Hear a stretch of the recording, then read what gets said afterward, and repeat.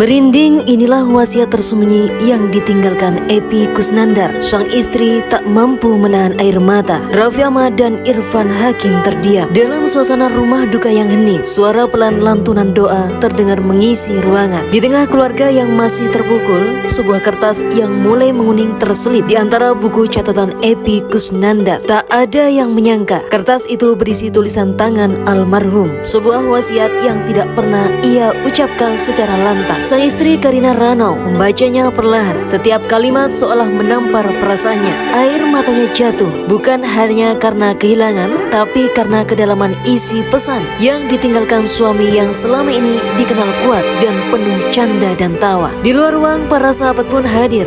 Raffi Ahmad berdiri mematung, menundukkan kepala, tak berbicara apapun.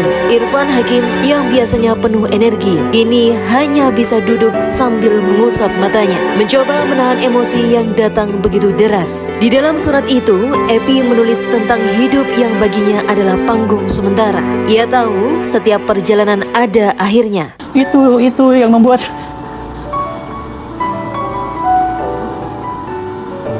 yang membuat sampai hari ini kita di mana sekarang.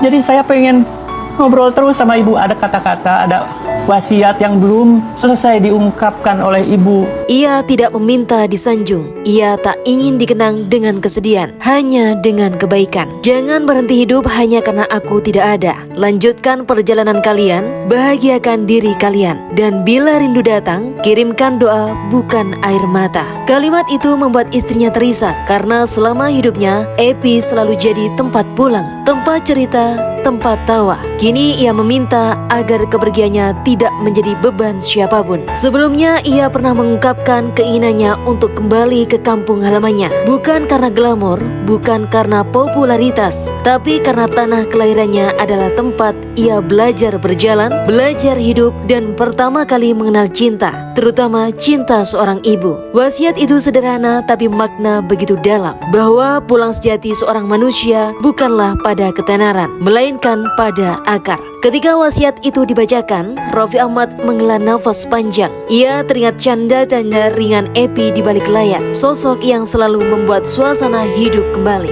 Sementara Irfan Hakim mencoba menenangkan diri, karena bagi mereka, Epy bukan sekedar aktor, tapi saudara. Wasiat itu bukan hanya pesan untuk keluarga, tetapi untuk semua yang pernah mengenalnya, bahwa hidup bukan tentang seberapa lama kita berjalan, tapi seberapa banyak cinta yang ditinggalkan. Kepergian Epy Kusnandar bukan hanya kabar duka, tapi sebuah pengingat bahwa waktu adalah anugerah, bahwa cinta adalah warisan paling abadi, dan bahwa manusia tidak pernah benar-benar pergi selama kebaikannya terus mengalir.